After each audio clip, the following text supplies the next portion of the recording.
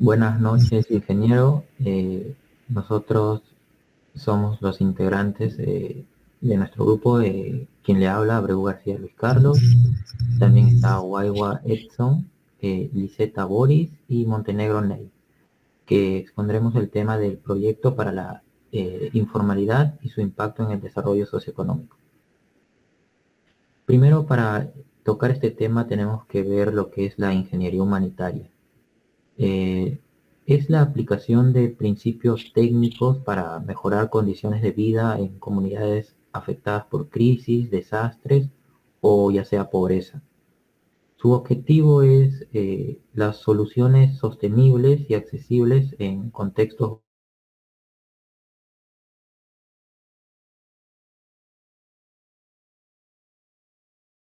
de enfoque social también.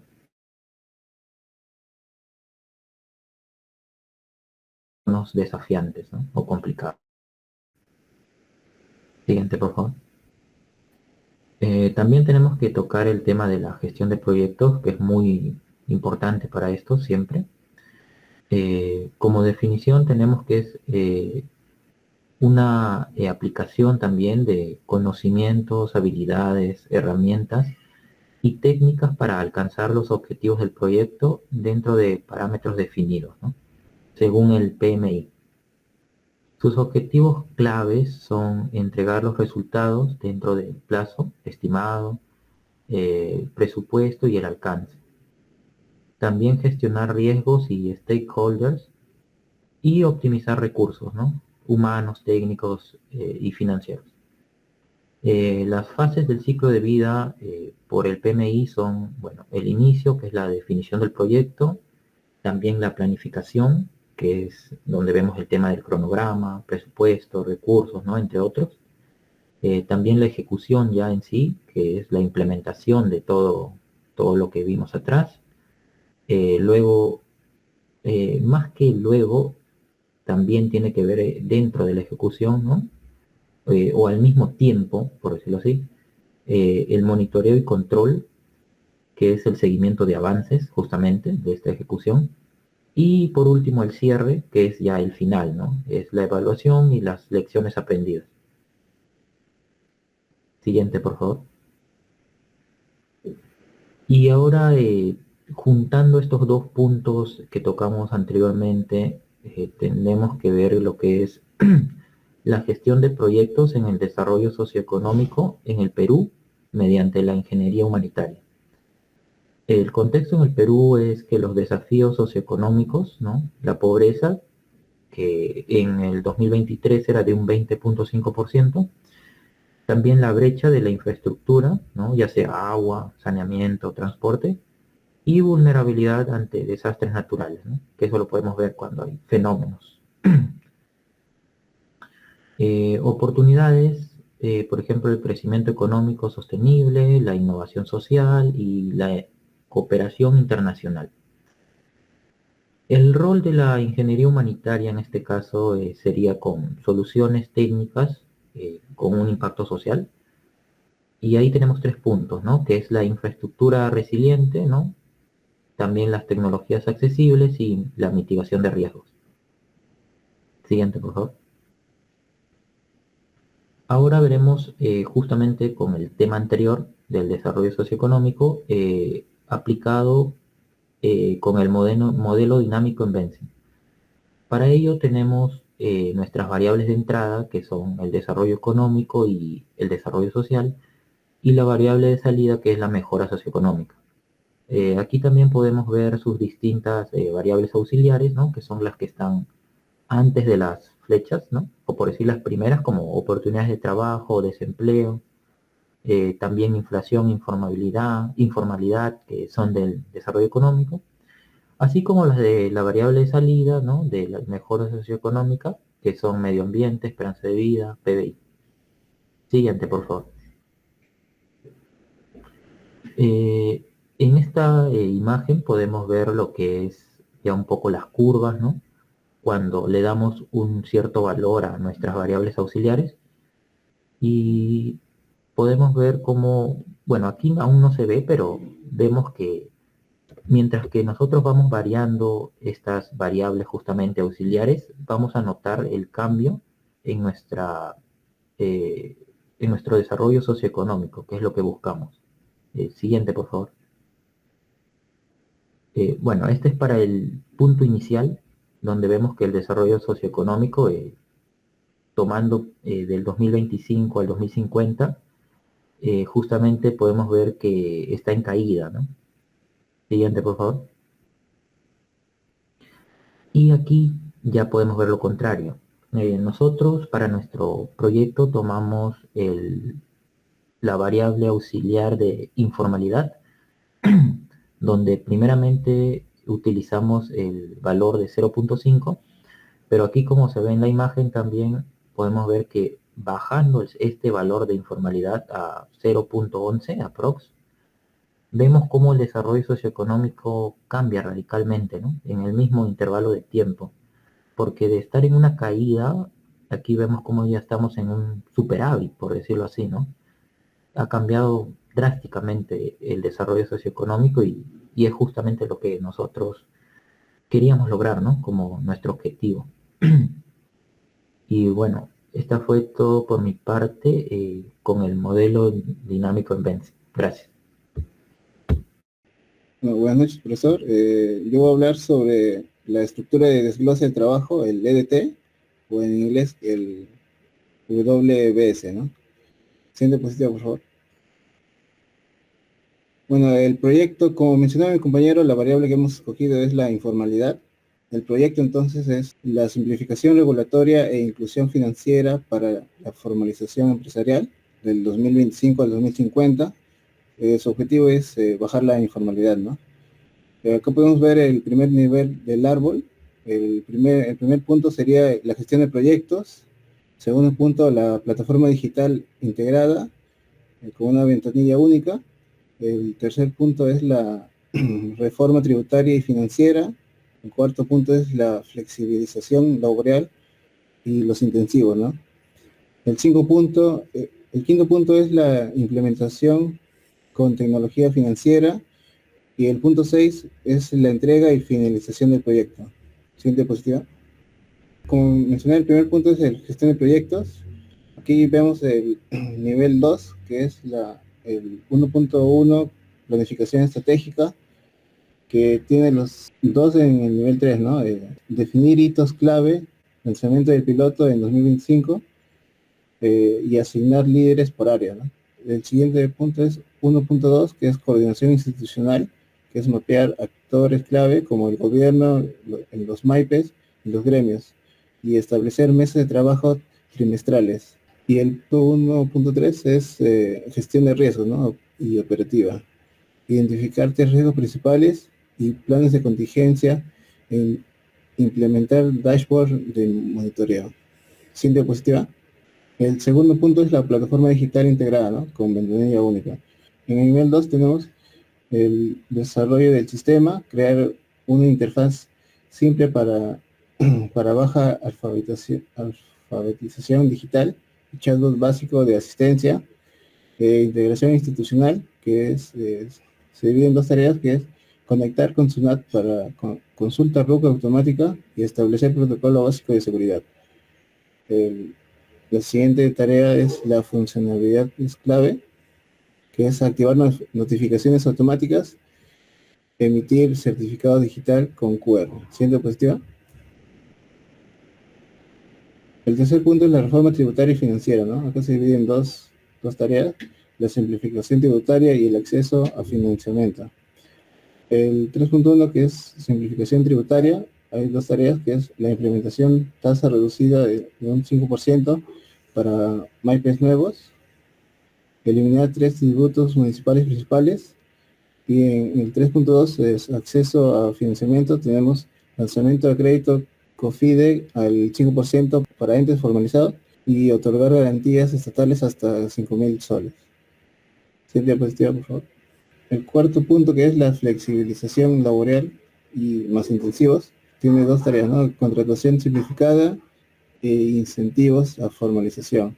La primera tarea de contratación simplificada es crear contrato PyMai y adaptable con plantillas descargables y desarrollar materiales explicativos multilenguas, ¿no? Español y quechua. Otro es el incentivo a formalización, que tiene dos tareas, que es ofrecer 50% de descuento a aportes a de salud en el primer año e integración de registro laboral automático en plataformas BUF. ¿Siente positiva? Bueno, el quinto punto es la implementación con tecnología financiera, a nivel 2, que es el piloto operativo, soluciones fintech y monitoreo y difusión. En el piloto operativo, formalización de 50.000 MIPES, micro y pequeñas empresas, ¿no? En Lima y Arequipa, en 2025-2026, habilitar 5 centros de apoyo físico en cámaras de comercio. En soluciones fintech tenemos dos tareas, ¿no? Integrar 3 billeteras digitales, Yape, Plin y Tonki, que son las más usadas, con cashback del 2%. Ofrecer un POS virtual gratuito y facturación electrónica simplificada, ¿no? El tercer punto es monitoreo y difusión, ¿no? Medir la reducción de trámites y lanzar campaña masiva en redes y la televisión, ¿no? Con influencers locales. Siguiente diapositiva, por favor. El último punto es la entrega y finalización del proyecto. Acá se divide en dos apartados del nivel 2, que es transición operativa, evaluación final y cierre. La transición operativa tiene dos tareas, que es transferir la plataforma de SUNAT con documentos completados y capacitar equipos técnicos para operación continua, ¿no? Y por último es la evaluación final y cierre, medir la satisfacción del usuario y documentar lecciones aprendidas y cuantificar el impacto en formalización laboral. Gracias, lo doy paso a mi compañero. Sí, buen día, ingeniero. Bueno, más que a mí me tocó la parte de desarrollo de programas Risky Project profesional. Mediante este proyecto se hizo un cronograma tentativo de todas las actividades. Acá se puede visualizar tanto para cada actividad la duración o la ejecución de esta actividad. Por ejemplo, tenemos la gestión de proyectos, la plataforma digital integrada, la reforma tributaria y financiera, la flexibilidad laboral, implementación con tecnología financiera y entrega de financiación del proyecto. La siguiente diapositiva, por favor. Bueno, acá también, bueno, hablo con claridad, ¿no? Las actividades de cada proyecto, ya mencionadas antes. La siguiente diapositiva, por favor. Bueno, como mencioné, acá también tenemos la flexibilidad laboral, implementación con tecnología financiera y entrega, finalización de proyectos. Como vemos, cada actividad tiene una duración de tiempo que se debe respetar para que al finalizar la ejecución sea completa, ¿no? Y siguiente diapositiva. Bueno, acá tenemos un cronograma, ¿no? De todas las actividades usando el diagrama de Grant. Como vemos, a la izquierda están todas las actividades definidas, tanto la gestión de proyectos, plataforma, reforma tributaria, flexibilización laboral, implementación de tecnologías y entrega y financiación de los proyectos. Siguiente diapositiva, por favor. Bueno, acá vemos un presupuesto de cada actividad del proyecto. Antes mencionado, de cada actividad mencionada, de las 6 actividades en general, con cada subactividad. Acá tenemos cada actividad cuánto en sí, cuánto costaría a este proyecto. Utilizando más que todo el software, como dije, de Risky Project. Bueno, siguiente diapositiva, por favor. Bueno, acá se visualiza mejor cada etapa. Siguiente diapositiva. Y como ya había mencionado, esas son las actividades con sus respectivos presupuestos y costos. Siguiente.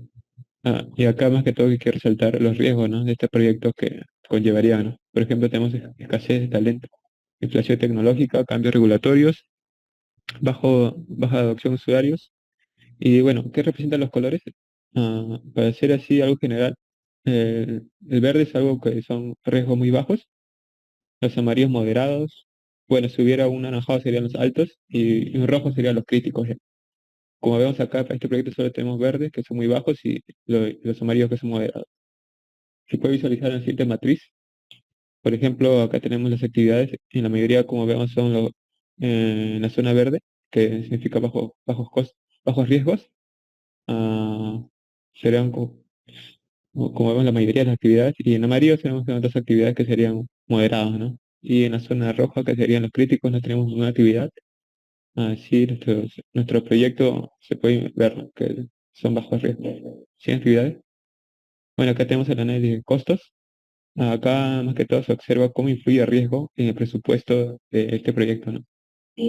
Ah, acá se puede visualizar, ¿no? El análisis con riesgo y sin riesgo.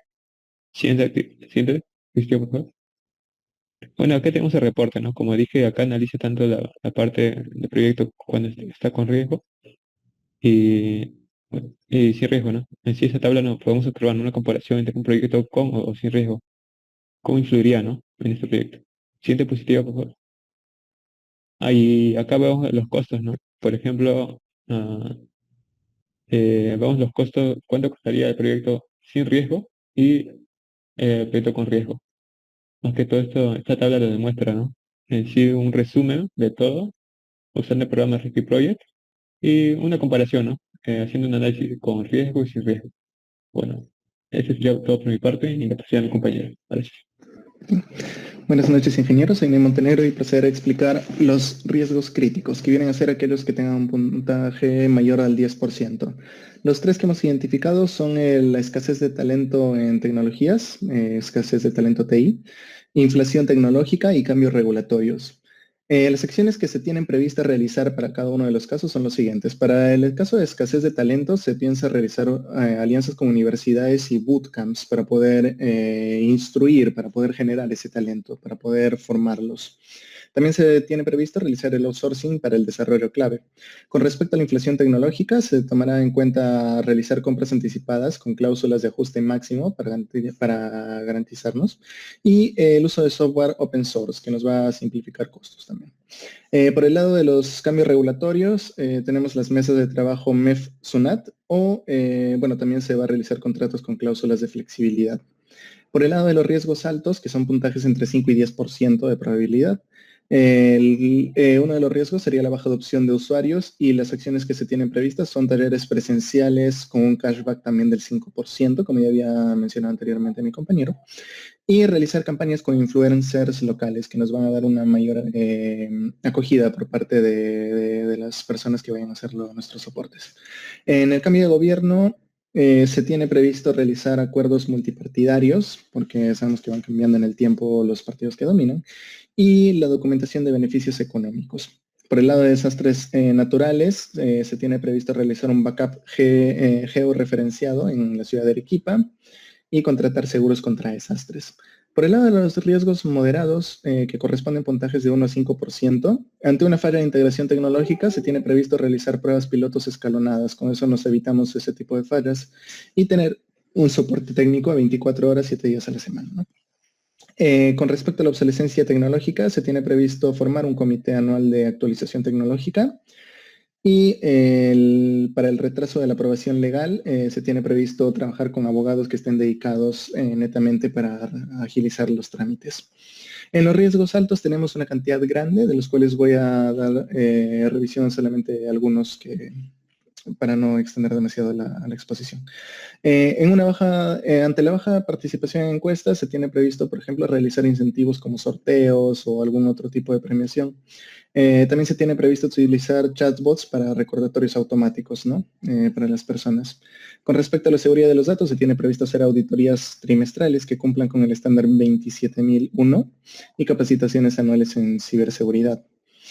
Por otro lado, pueden haber errores de facturación electrónica que podrían ser graves, bueno, un poco peligrosos, en este caso riesgos bajos, pero de los más importantes del bloque. La validación, para esto se va a tomar en cuenta la validación con SUNAT antes de emitir facturas y simular interactivamente también con los usuarios, ¿no? Para que no hayan errores y no tengamos que estar haciendo correcciones después. Finalmente, con respecto a los problemas de traducción, se piensa utilizar validación con hablantes nativos de quechua y el uso de inteligencia artificial para deep learning, es decir, para hacer revisiones más rápidas. Bien, y por último, con respecto a los créditos, está la posibilidad de tener retrasos en créditos en COFIDE. Para ello se va a utilizar una preaprobación automática para MIPES que se hayan registrado y hacer un seguimiento semanal con COFIDE para ver el avance de cada uno de estos. Entonces, como conclusión, este proyecto realmente tiene mucho potencial y es una oportunidad de transformación para el Perú, para el país. Y bueno, dependemos acá o más bien vamos a rescatar acá principalmente oportunidades claves como el impacto económico. Se puede formalizar 500.000 MIPES hacia el año 2030, que son solo 5 años, es bastante en realidad. Y de esta manera se aumenta la recaudación tributaria y el acceso a créditos, ¿no? También es muy importante tener en cuenta la inclusión tecnológica, que básicamente implica realizar una plataforma digital con enfoque en el usuario, de baja alfabetización digital, con chatbot, materiales en quechua, más visuales. Luego, por último, alianzas estratégicas. Es muy importante integrarse con SUNAT, con FinTech y otros gremios para poder escalar más rápido. Con respecto a los riesgos críticos mitigados, los riesgos con mayor potencial de afectar en el proyecto son principalmente escasez de TI, de personal en TI, del talento TI, la inflación tecnológica y los cambios regulatorios. Pero ya se tienen planes específicos para ellos, ¿no? La externalización del talento, alianzas educativas, capacitaciones, compra anticipada de tecnologías con cláusulas que inhiban las inflaciones a largo plazo. Y también realizar mesas de diálogo continuo con el gobierno para estabilidad normativa. Todo esto nos va a llegar para el año 2050 a tener un mejor futuro en el país. Eso sería todo con respecto a la exposición. Muchas gracias.